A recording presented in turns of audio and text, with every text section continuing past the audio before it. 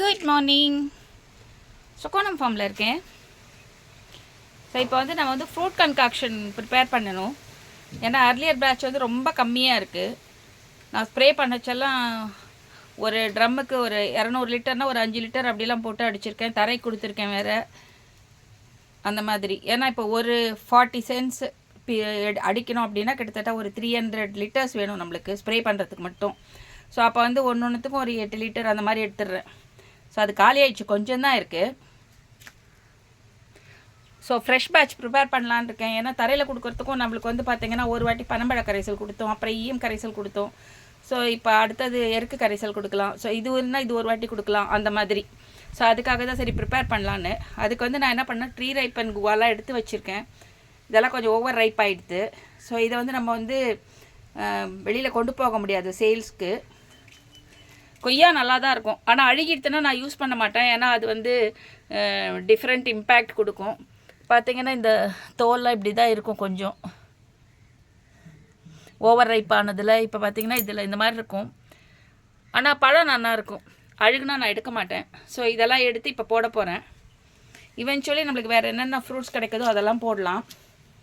யூஸ்வலாக நான் என்ன பண்ணுவேன்னா வந்து இப்போ இந்த ஃப்ரூட் மட்டும் போட்டு, இப்போ 1 கிலோ ஃப்ரூட் இருக்குது அப்படின்னா நம்ம 2 லிட்டர் தண்ணி விடணும். ப்ளஸ் நம்ம வந்து ஒரு லிட்டர் ஈயம் கரைசலும் போடுவேன், பெட்டர் ஃபெர்மெண்டேஷனுக்கும். அதில் இருக்கிற நுண்ணுயிர்கள் வந்து பெருகிறதுக்கும். ஏன்னா ஃப்ரூட் வந்து அதுக்கு பெஸ்ட்டு மீடியம், நல்லா சாப்பிட்டு கொடுக்கறதுக்கு நல்ல மீடியம் அது. அதனால் அதுக்கும் கொடுப்பேன். ஆனால் இந்த வாட்டி என்னென்னா பனம்பழ கரைசல் வந்து 2 பேட்சாக பண்ணலையா, 2 ட்ரம் பண்ணல. ஒரு ட்ரம்மில் வந்து இன்றைக்கி காலத்தில் தான் வடிகட்டி வச்சோம், இவ்வளோ தான் இருக்குது. சரி பேசாமல் அதையும் கொட்டிட்டு அதில் இதை கரைச்சிட்டு ஈயம் கரைசலும் போடலாம் அப்படின்னு இருக்கேன். ஸோ அந்த வடிகட்டின பிறகு நான் என்ன பண்ணேன்னா ட்ரம்மை நல்லா க்ளீன் பண்ணி வச்சுட்டேன். இயற்கை விவசாயத்தில் ஒன்றே ஒன்று என்னென்னா எப்பவுமே வந்து சுத்தமாக வச்சுக்கணும். இல்லாட்டா வந்து வந்து முட்டை இட்டுரும், நிறைய பூச்சிகள் வர ஆரம்பிக்கும். சில டைமில் அது அட்வர்ஸ் எஃபெக்ட் கொடுக்கும். அதுதான் வந்து ரொம்ப ரொம்ப இம்பார்ட்டண்ட்டு. அதே மாதிரி இந்த குச்சியை வச்சுருக்கேன். இந்த குச்சியை நல்லா அலம்பி வச்சுருக்கேன். ஒரு வாட்டி அலம்பணும், கலக்கிறதுக்கு முன்னாடி அலம்பணும், கலக்கி முடித்த உடனே அலம்பணும். ஸோ அதுவும் ரொம்ப ரொம்ப இம்பார்ட்டண்ட். ஸோ இப்போ நம்ம வடிகட்டினது வந்து ட்ரம்மில் கொட்டிடுவோம்.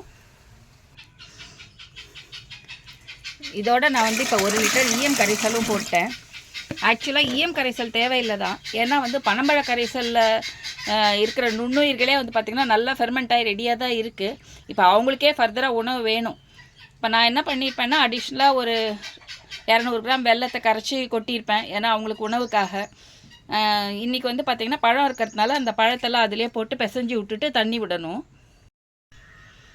இப்போ நான் பழத்தில் நல்லா போட்டு பிசைஞ்சு விட்டுட்டு தண்ணி ஆட் பண்ணியிருக்கேன். ஆனால் நான் சொன்ன மாதிரி வந்து ஒரு 10 லிட்டர் தண்ணி அப்படிலாம் ஆட் பண்ணல. ஏன்னா நம்ம வந்து ஈயம் கரைசல் கொடுத்துருக்கோம், பனம்பழ கரைசல் இருந்தது. ஸோ அதனால் போகிறோம் அப்படின்னு சொல்லிட்டு போட்டு வச்சுருக்கேன். ஸோ இது வந்து இப்போ ஃபர்மெண்ட் ஆக ஆரம்பிக்கும். ஸோ நம்ம இப்போ என்னென்னா எப்பப்பெல்லாம் நம்மளுக்கு வந்து பழங்கள் கிடைக்கிறதோ, அதே மாதிரி வாழைப்பூ கிடச்சதுன்னா நான் எல்லாமே யூஸ் பண்ண மாட்டேன். சில தடவை ரொம்ப குட்டியாக இருக்கும் வாழைப்பூ, அதெல்லாம் கொண்டு போக முடியாது. ஸோ அது மாதிரி இருக்கிறது அதெல்லாம் அப்பப்போ கட் பண்ணி இது உள்ளேயே போட்டு தண்ணி கொட்டிகிட்டே வருவேன்.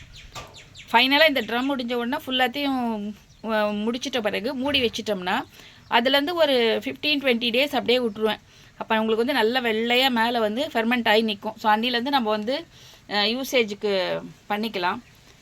அதுக்கப்புறம் நம்ம வந்து ஒரு வாரத்துக்கு ஒருக்கா அப்படி கலக்கினா போகிறோம். நான்லாம் வந்து இது வந்து 1 வருஷம் கூட என்கிட்ட இருந்திருக்கு, பூச்சிலாம் வந்ததில்லை இது வரைக்கும். ஸோ இப்போ வந்து ஸ்டார்ட் பண்ணியாச்சு இந்த பேட்ச்சு. ஒன்ஸ் இது ஆட் ஆக நான் வந்து போஸ்ட் பண்ணுறேன். அதே மாதிரி ஃபெர்மெண்டேஷன் முடியச்சியும் ஒரு குட்டி வீடியோ ஷேர் பண்ணுறேன். தேங்க்யூ.